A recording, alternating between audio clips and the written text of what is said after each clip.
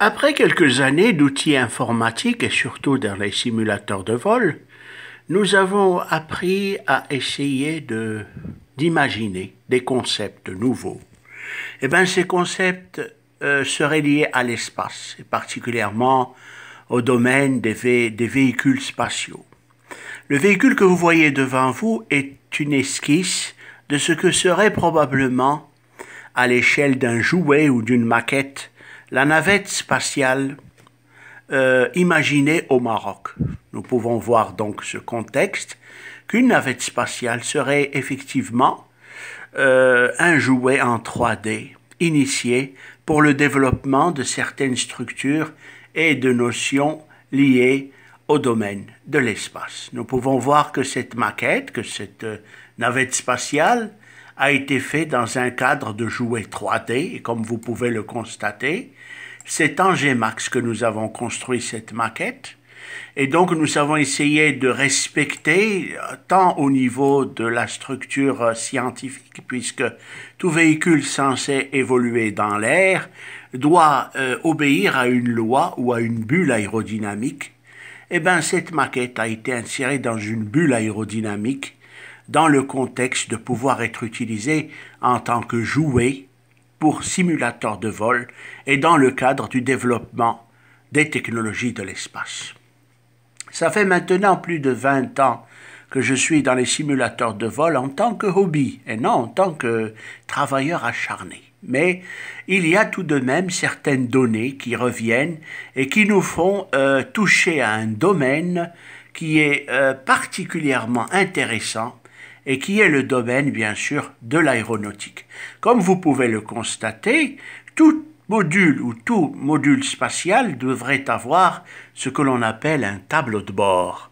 Et ce tableau de bord de cette maquette marocaine que j'ai imaginée, eh bien, ça serait tout simplement, ou aurait le nom d'Otaride. Je me suis inspiré franchement de jauge seulement, mais j'ai imaginé le contexte de ce que serait un tableau de bord de cette navette spatiale marocaine, dans le contexte de pouvoir l'utiliser dans des jeux de simulation spatiale. Lorsque vous voyez ce contexte, vous avez en présence des jauges qui seraient existantes déjà pour des modules déjà existants et dans le cadre d'un simulateur de vol appelé l'Orbiter. Cette navette spatiale marocaine, eh ben, je l'ai baptisée ou nommée Aotaride.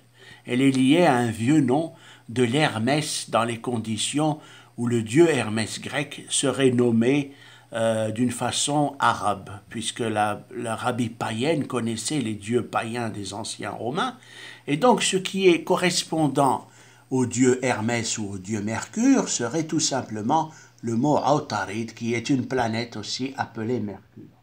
Lorsque vous voyez le tableau de bord de cette navette spatiale, eh bien, beaucoup de jauges qui sont représentées sont des jauges qui ont déjà été probablement utilisées dans le cadre d'autres navettes spatiales comme le STS américain ou comme probablement le Hermès européen. Mais ici, je me suis inspiré de modules probablement fictifs puisque le glider 01 ou 02 n'existant pas dans notre monde, nous n'avons jamais entendu parler du planeur spatial glider de la NASA, je me suis inspiré de ces jauges, effectivement, pour les utiliser à bon escient dans le cadre de développement d'une navette marocaine. Alors, comme vous pouvez le constater, il y a une nomenclature et une légende de chaque jauge.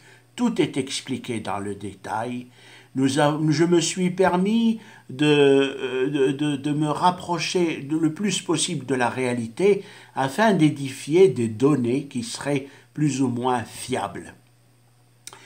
Ici, si nous avons à parler de ce type de cockpit, eh bien, nous pourrons l'associer effectivement à un cockpit appelé un cockpit de cargo, de TUG, mais amélioré comme le serait le cas dans le cas d'une navette quadriplace, puisque cette navette serait effectivement une navette pouvant emporter 4 passagers à son bord et non moins de 2 ou de 3. Je vais continuer. certaines affirmations et je vais ici vous présenter certaines données. Ce n'est pas une étude, mais tout simplement un hobby de créer des jouets en 3D dans le cadre du monde spatial et dans le cadre de développement des technologies.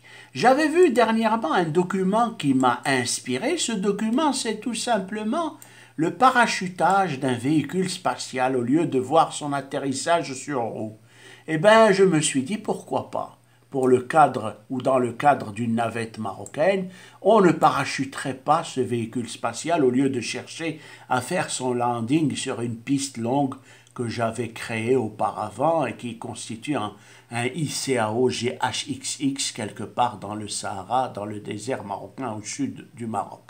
Alors ici, vous pouvez voir que c'est un module qui a été testé dans le Flight Simulator 9. Ici, nous avons quelques données concernant ce type de fusée, de véhicule de l'espace sur une piste de fortune, sur une île, et essayant de me rapprocher le plus possible de la réalité. Nous avons tout simplement un jouet, mais ce jouet est quelque chose qui peut être considéré comme assez avancé dans le cadre du domaine de l'aéronautique. Alors ici, cette navette, ou plutôt ce planeur spatial, qui n'en est pas un, puisque vous pouvez voir une combustion à l'arrière de fusée, il y a un mode de fusée à poudre probablement, lui permettant de monter, de grimper dans l'espace et être en orbite. Et donc ici, cet aspect de module est un aspect assez intéressant puisqu'il permet non seulement d'avoir confiance en l'avenir concernant l'espace et concernant notre contrée, mais aussi de se dire, eh bien, pourquoi pas? Pourquoi pas des savants beaucoup plus illustres que nous ne feraient-ils pas ce module pour prouver que rien n'est impossible et pour prouver aussi que nous ne sommes pas des gens qui sont dans une forme de stagnation concernant ces domaines qui sont très liés au monde de l'espace et aussi liés à l'évolution des sociétés, puisque nous voulons à tout prix que nos sociétés évoluent en mieux et soient mieux considérées dans le domaine des approches de développement scientifique.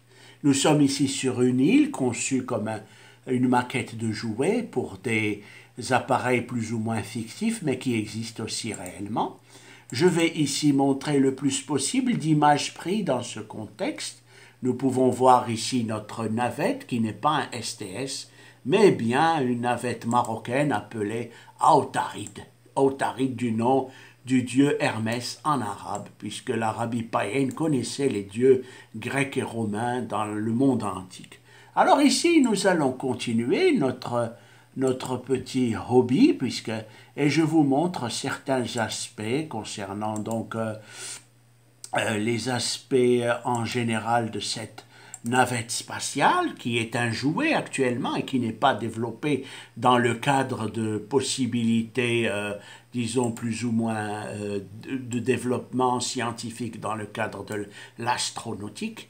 Vous savez, quand on est un féru des films de science-fiction et quand on a beaucoup d'imagination, je suis écrivain de romans de science-fiction aussi, on a tendance à vouloir se rapprocher de quelque chose qui nous mènerait vers non pas une réalité, mais vers des approches sensées de la réalité. J'ai donc pris beaucoup d'informations concernant l'astronautique dans ce domaine, et ces choses sont devenues plus ou moins des choses assez intéressantes dans le cadre du développement des structures de ces types de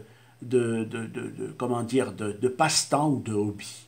Ici, comme vous pouvez le voir, nous avons des jauges et des emplacements de jauges sans les placer vraiment et des fonctions expliquées. Je vais maintenant passer dans le cadre du docking puisque c'est une fonction extrêmement intéressante dans le domaine de l'astronautique que de pouvoir faire le docking d'un élément spatial et donc je vais essayer d'expliquer. Alors, je repasse dans le mode où il est possible de visualiser certaines données ou certaines choses. Je vais donc passer dans un autre contexte.